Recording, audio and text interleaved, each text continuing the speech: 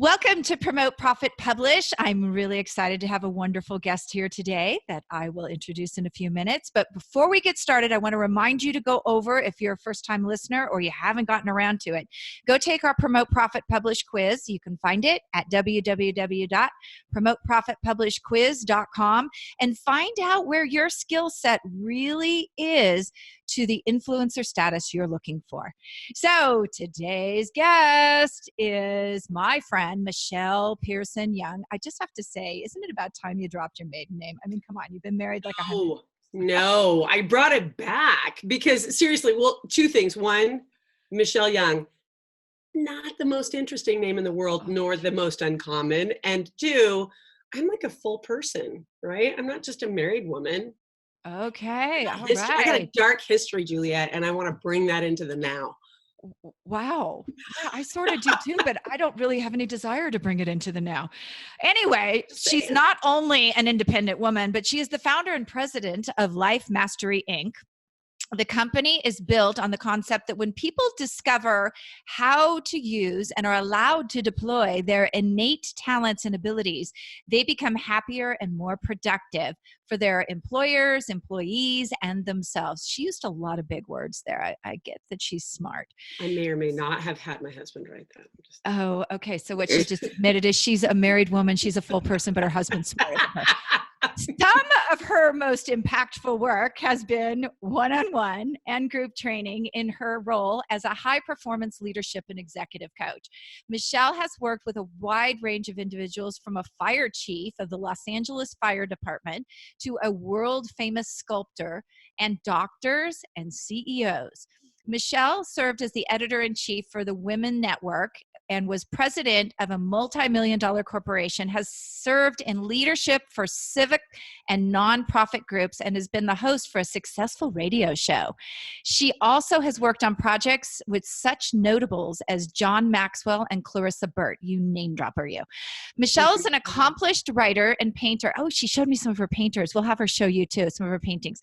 She and her husband of 32 years, Aaron, have 4 children and a growing group of beautiful grandchildren.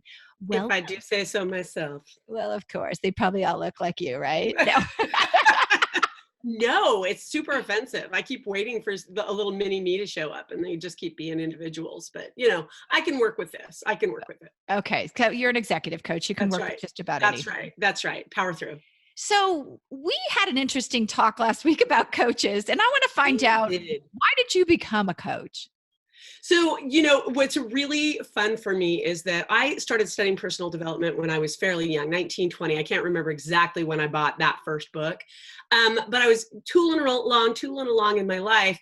And it took a catastrophic event that was like out of left field for me. I didn't see what was going to happen. And my life went into chaos. And sometimes I tell the story if it's helpful, sometimes I don't, but we've all had that experience of our lives going into chaos. It's like, I did not plan for this. It wasn't in the recipe.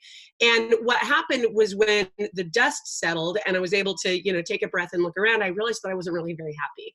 And at the same time, I had all of the ingredients for happiness in my life. I had meaningful connections. I had meaningful service. I had all of these different ingredients that make people go, oh no, I had resources, happy marriage.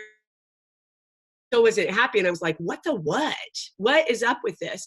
So to make that very long story short, what happened was I dove deeper into my study. Books and mentors and reading. And what I discovered was, absolutely life-altering for me. And if you add that into, I love teaching. It's one of my very favorite things to do. I've been a teacher since I was in my early 20s. And I thought, well, it's not fair that people don't know this stuff. Because I had access to resources and I didn't know some really foundational principles to happiness.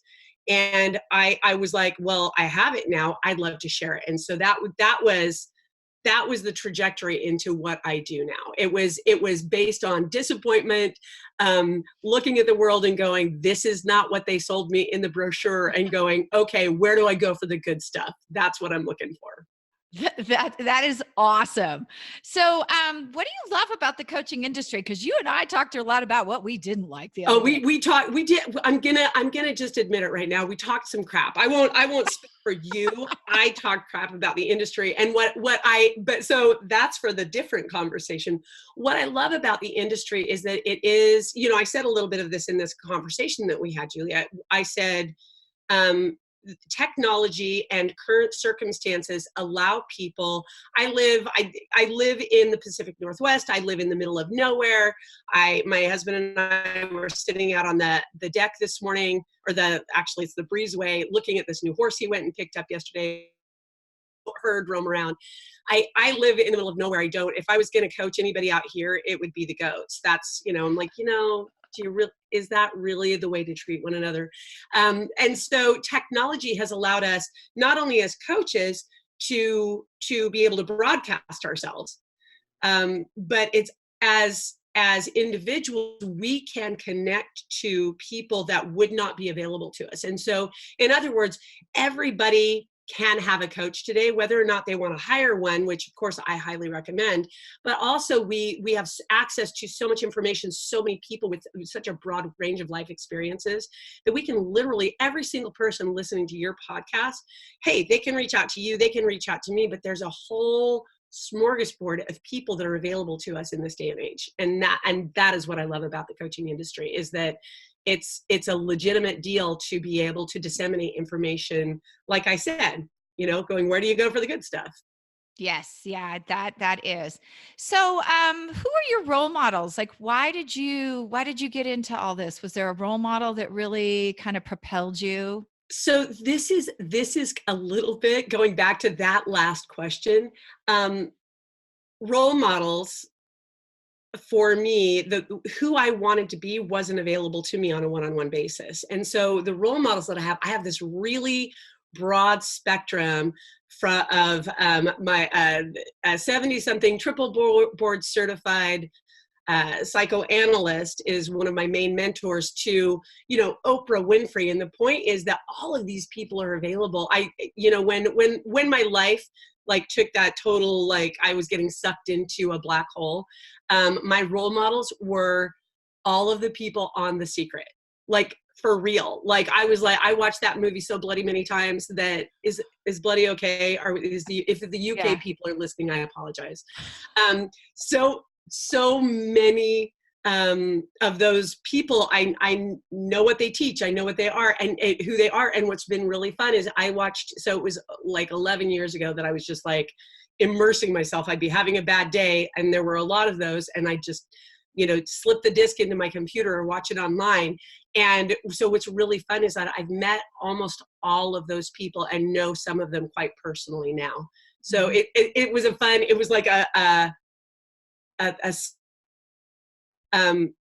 what am I trying to say? A manifestation. I watched it so many times. I memorized it so many times that seriously, it was just the weirdest thing. I would run into these people. I spent the afternoon with Lisa Nichols and held her bag and escorted her to the car and had nice conversations with her. And it just keeps happening. Marie Diamond is a lovely friend I spent time with in February, just sitting and chatting. And those are the mentors, but they've come about because I was actively looking, going, who are these people? Who can I emulate? Very nice. So what are you most proud of in your career? I alluded to this the other day too. So first of all, I love studying. So the fact that the study that I was doing, because it was fun for me, because it was interesting for me, has fed and informed, and I've been able to teach thousands of people really over the years. But my finest moment, the thing that I'm most proud of, and it has to do with my career, but it comes back to family, because we all know it doesn't matter how successful your career is, if the family's imploding or exploding, or we can be successful at work and have everybody shower us with love, but if we go home and it's chaos at home, we're not really feeling that success elsewhere. Mm-hmm. And my youngest son is just like a lot of people. He's a lot of us who are raising kids who have young adults now are like, hey, this kid doesn't look like the kids I grew up with. This kid doesn't act like the people that we know. I don't think he's doing things that are successful. So my youngest son was sleeping in late. He was not getting his homework done. He wasn't showering. And and I realized because I was studying so hard, I realized that every time we interacted, I was shaming him. And because I'd walk in and say, why aren't you dressed? Why aren't you out of bed? How come you haven't mowed the lawn? Your teacher called me, why isn't your homework done? And it was out of love, except for nobody receives love like that. Nobody's like, wow, that felt really good. My mom came in and shamed me first thing when I woke up. So the thing that I'm most proud of is I learned it because of my profession, but I employed it with my son. And again, not going into the full story, but I kind of manipulated him. I mean, influenced, because it's all about the words, right? I influenced him to start working with me, not knowing if he would take it seriously. And he did. And in really quick order, the kid has not graduated from high school, but he is a successful university student in Japan, having gotten his GED, applied, gotten a scholarship, all on his own. It's 100% him. As a coach, I don't take any responsibility for that. But the principles that I taught him and the principles that I personally learned to stop shaming my son and just give him love and requirements, it's not like he wasn't required to do anything, but just give him love and say, hey, I see you, I love you, you're awesome, and also will you please do this? Or if you don't do this, these are the consequences. But honestly, Julia, I quite literally, he is in the LGBT community, and we raised him in a really conservative religion, and so that would have had repercussions. Because I changed my tune, because I was like, oh, I see what I'm doing. I think I literally saved his life. And that there will never be anything that eclipses that success for me, no matter what. Oh, that is so awesome. And by the way, I know a lot of you parents of millennials are like rolling your eyes like, oh my God, because I know I did. Right? When I was raised, even during the summer, we got up at 6 a.m. and even though there was no school, we had to go do chores, whatever. We had to start the day at 6 a.m., whether school was there or not. And when my kids slept in, I was so worried about they're not going to have work ethic.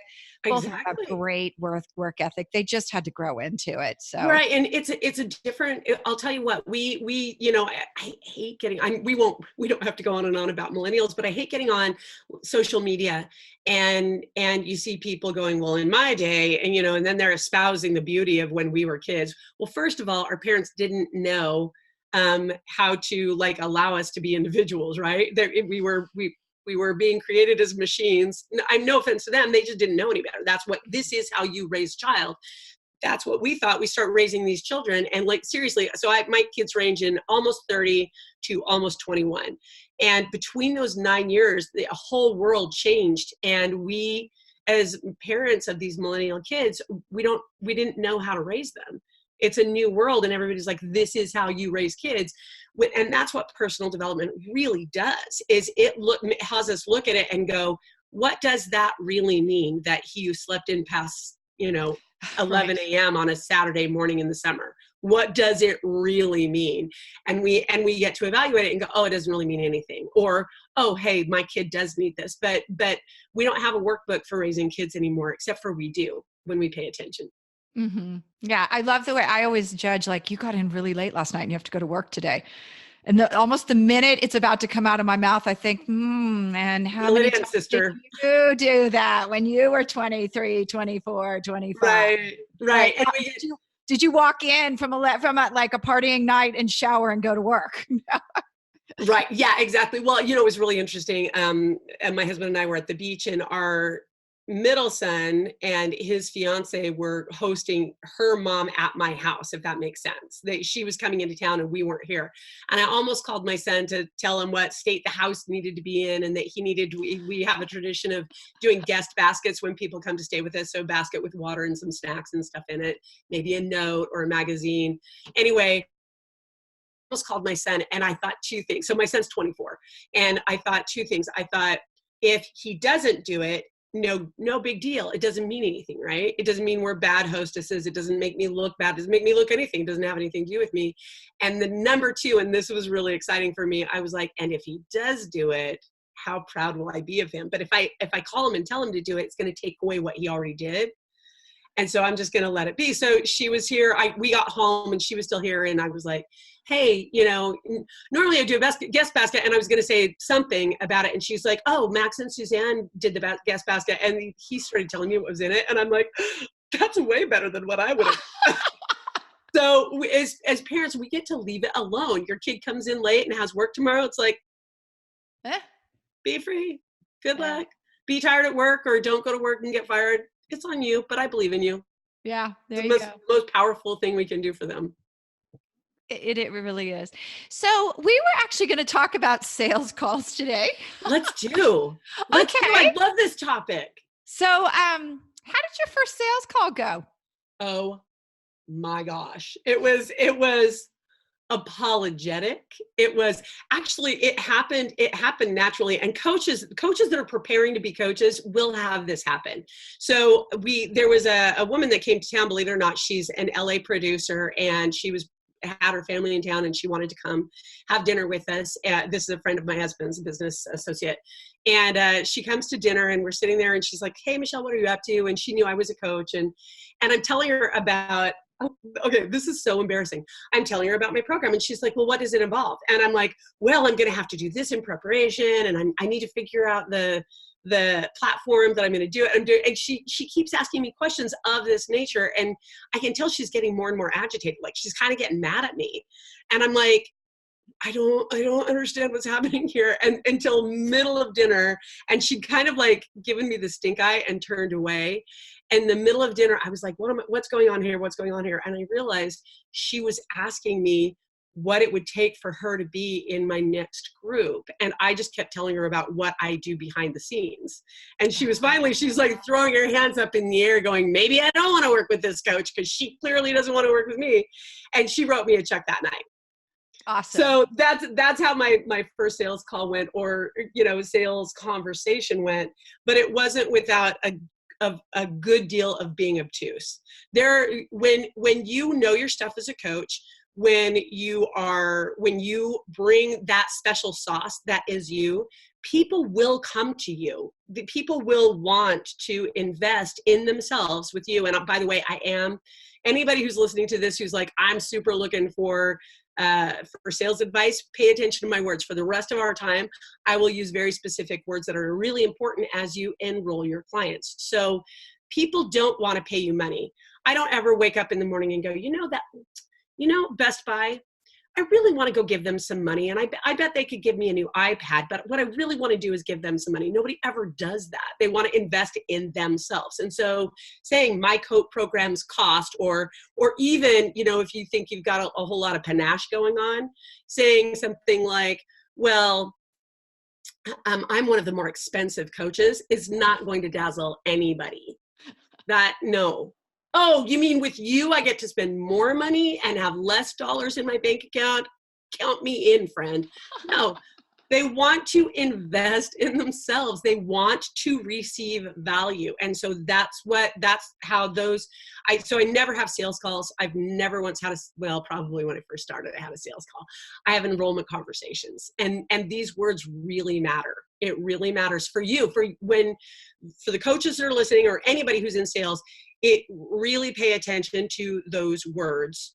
An enrollment call, bringing value, investing in yourself, because that's what people want. And when you use those words with your own self, when you're in the shower going, you know what, I have an enrollment conversation today, and I really want to bring the value and make their investment the most valuable I can, then it changes the truth of the way you speak when you do talk to them. So even you have to change those words in your mind for yourself. Absolutely. Absolutely. And make it about service, not selling. That's right. Yes. When you have a good product, selling is serving. And if you don't tell people about that product, because you're like, well, they probably wouldn't want to, you're keeping something they very well may need in their life. You're keeping it. It's a selfish move not to offer it. Oh, that's awesome. So I shared my little selling with lack of confidence with you the other day. I'll share it with these guys. I started a new program a couple of years ago, and the price was $25,000. I was literally on my enrollment call, and I stuttered. Not once, can't get it out of your mouth. Twice, 3 flipping times getting $25,000 out. I didn't have the confidence behind what I was offering. So what's the key to really getting that confidence? I have it today, by the way. I just don't sell programs. Yeah, you've got panache all over the place. Really, it's about the things that I've talked about so far. So it's changing the words in your mind, just switching them around. I'm having enrollment conversations. It's an investment. And also, so people think that ego, everybody's like, oh, don't let your ego get in the way, which I agree with in the way that it's being said. But people think ego is when I say to you, Juliet, investing with me is a $20,000 investment. This is what you will receive. These are the changes you can expect when you're doing that. The words really matter, and being able to say it with confidence. It was really interesting. I had a conversation the other day with a new client who did enroll with me, and I just quoted, this is what it would look like. He was a one-on-one client, so that's a higher price point, of course. Anybody want to call me out on that? That is a bigger investment than a group call. And it was really interesting because I realized, and I thought about it when you were telling me that story about stuttering, because the opposite happened now. I want to be clear, that stuttering thing, been there, done that. I mean, seriously, hardcore. But I quoted his investment. I said, this is the investment. And then I just stopped. And we all know that that's when you just shut your mouth. You just shut your mouth. Shut your mouth and just let them process, and they'll come back and they'll talk to you. But that's one of the most powerful things, is just to sit back and go, you know what? And this is another really important piece.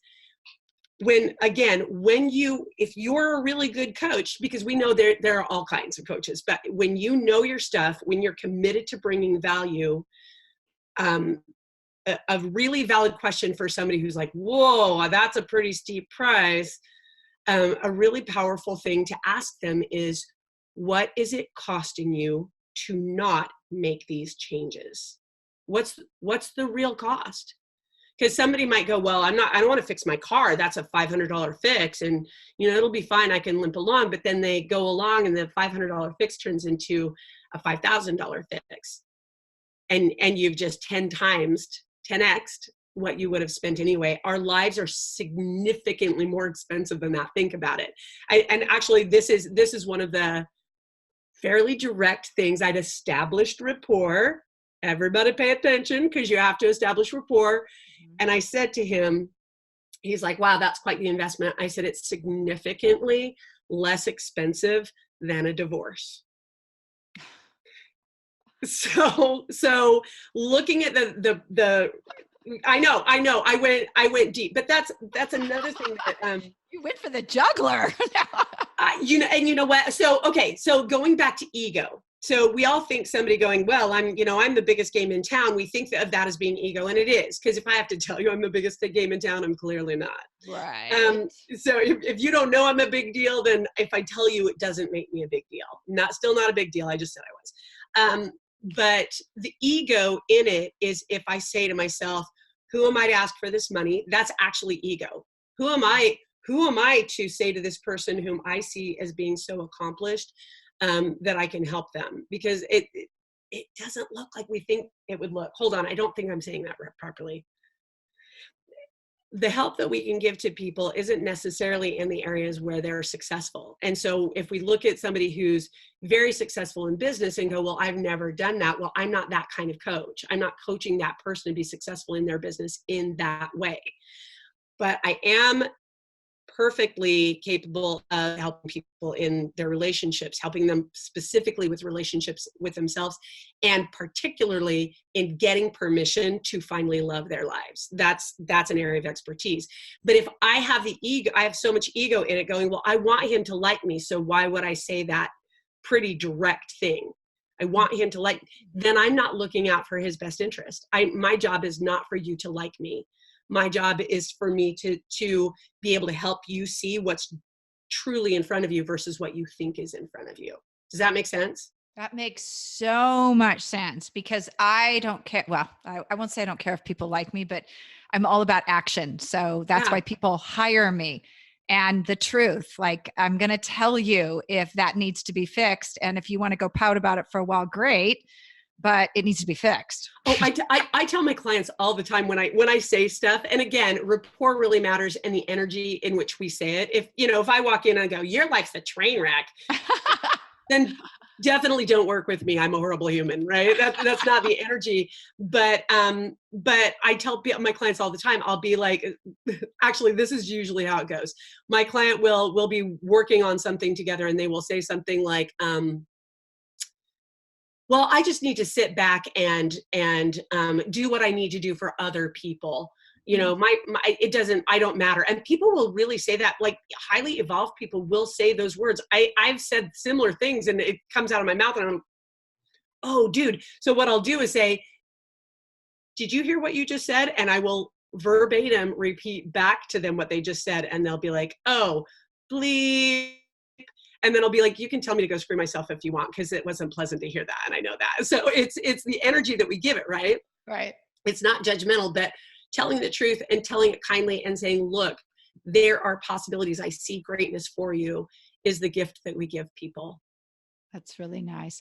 So, what do you do if you're not good at sales? Like you're just not good at it. How do you get good at it? So not good at sales is an idea. That goes back to the confidence piece. It's an idea. So change the words. If you're not good at sales, then really be dedicated to enrolling clients.